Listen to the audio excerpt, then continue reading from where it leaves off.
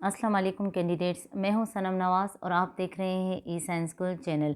Candidates, Sindh हुकूमत ने 2023 तक के लिए सरकारी मुलाजमतों का बड़ा ऐलान कर दिया है और ये मुलाजमतें 5 से 15 ग्रेड तक 50,000 सरकारी मुलाजमतें होंगी और ये मुकम्मल तौर पर मेरिट पर मिलने वाली मुलाजमतें होंगी। और ये सिंध के मयारी इदारे IBS सखर के ज़रिए जो रिटन टेस्ट लिया जाएगा सबसे पहले, और रिटन टेस्ट के बाद ये मुलाजमतें सिंध के मुख्तलिफ़ शोबों में दी जाएंगी। और वो शोबे ये हैं: तालीम, सेहत, लोकल गवर्नमेंट, सयाहत और एग्रीगेशन और दूसरे मुख्तलिफ़ सरकारी जो शोबे हैं उनमें ये मुलाजमतें दी जाएंगी।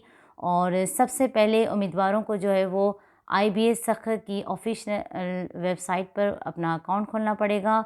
और अकाउंट खोलने के लिए मैं आपको बताती चलूँ कि हमारे चैनल पर मुकम्मल तौर पर जो है वो अकाउंट किस तरह खोला जाता है और आप किस तरह अपने डॉक्यूमेंट्स अपलोड करेंगे, ये एक वीडियो मौजूद है, आप उसे देख सकते हैं। और जैसे ही आप अपना अकाउंट खोलेंगे उसके बाद आपको जो है वो डॉक्यूमेंट्स अपने अपलोड करने पड़ेंगे। उसके बाद कैटेगरीज़ वाइज अप्लाई करना होगा और अप्लाई करने की जो आखिरी तारीख़ है वो है 30 नवंबर 2021।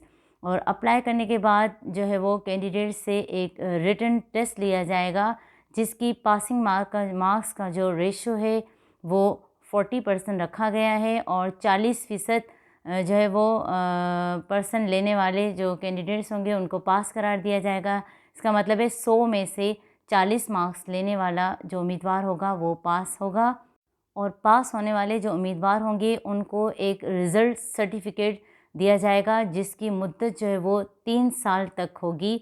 और उस सर्टिफिकेट के आधार पर वो उम्मीदवार किसी भी इदारे में, सिंध के किसी भी इदारे में जो है वो इंटरव्यू देके और इसका अहल हो सकता है। मज़ीद मुकम्मल तफसीलात जानिए इस वीडियो में। Thanks for watching. Divisional headquarters में टेस्ट मुनक़िद थींदी। पहिरीं मरहले में 30 नवंबर ताईं दरख़्वास्तूं उम्मीदवारनि खां घुरायूं वयूं आहिनि। 3 कैटेगरीज़ ठाहियूं वयूं आहिनि जिन में मैट्रिक पास उम्मीदवार, इंटर पास उम्मीदवार ऐं ग्रेजुएट जेके उम्मीदवार आहिनि उन्हनि खां 3 कैटेगरीज़ में दरख़्वास्तूं घुरायूं वयूं आहिनि ऐं दरख़्वास्तूं 3 नवंबर ताईं ॾेई सघिबियूं। इहे दरख़्वास्तूं ऑनलाइन STS जी वेबसाइट ते जमा थींदियूं, जंहिंखां पोइ टेस्ट जो जेको शेड्यूल आहे उहो जारी कयो वेंदो। ॿुधायो वियो आहे त डिविजनल हेडक्वार्टर्स में टेस्ट जेका आहे उहा कंडक्ट थींदी। इन सिलसिले में STS जे सरबराह ज़ाहिद हुसैन खंड जो चवणु आहे त प्राइमरी ऐं सेकेंडरी जेका टीचर्स जी टेस्ट हुई उहा साफ़ शफ़ाफ़ नमूने कामयाबीअ सां कंप्लीट करण खां पोइ सिंध हुकूमत ही ॿियो वॾो टास्क ॾिनो आहे ऐं हिन में बि असांजी कोशिशि हूंदी त मेरिट ते साफ़ शफ़ाफ़ टेस्ट जेका आहे उहा मुनक़िद थिए। गॾोगॾु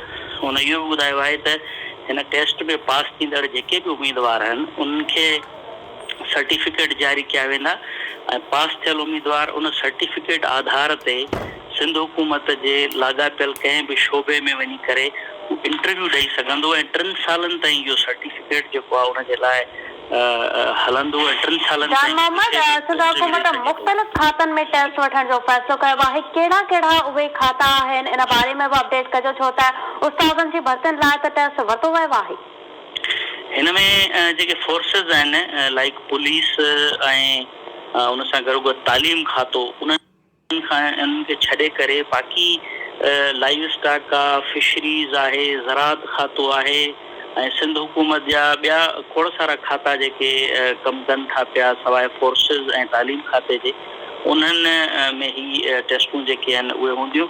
ऐं ही टेस्टूं जेके हेठें ग्रेड जूं नौकरियूं आहिनि 5 खां मथे जूं, उन में तालीम खाते में भी खोड़ सारी नौकरियों खाली हैं, उनमें भी नौजवाननि खां ये दरख़्वास्तूं वरती हुई हैं।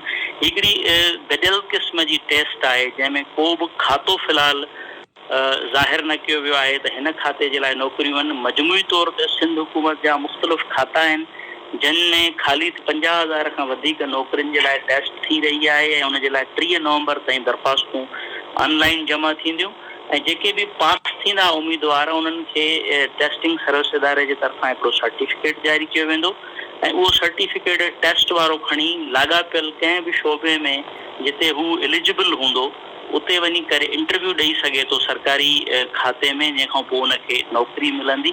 त इन सिलसिले में ज़ाहिद हुसैन खंड जेको STS जो सरबराह आहे उनजो चवणु आहे त 3 सालनि ताईं उहो सर्टिफिकेट जेको आहे कारगर हूंदो ऐं किथे बि नौजवान 3 सालनि ताईं सिंध हुकूमत जे कंहिं बि खाते में जिते जिते नौकरियूं ख़ाली हूंदियूं 5 खां 15 ग्रेड ताईं जे लाइ हू इंटरव्यू जे लाइ अहल हूंदो। इंटरव्यू खां पोइ उनखे नौकरी जेका आहे मिली सघंदी। इन सिलसिले में ॿुधायो वियो आहे त 3 नवंबर ते जीअं ई फॉर्म जमा कराइण जी आख़िरी तारीख़ ख़तमु थींदी त उनखां पोइ कागज़नि जी छंड छाण बैदि टेस्ट जेके आहिनि उन जे लाइ तारीख़ जो ऐलान कयो वेंदो ऐं डिविज़नल हेडक्वार्टर्स में टेस्टूं जेके आहिनि उहे बेरोज़गार नौजवान जेके अप्लाई कंदा उन्हनि खां वरतियूं वेंदियूं ऐं 3 कैटेगरीज़ में अलॻि अलॻि दरख़्वास्त जेके आहिनि उहे घुरायूं वयूं आहिनि। ऑनलाइन ई समूरो सिस्टम जेको आहे उहो रखियो वियो आहे।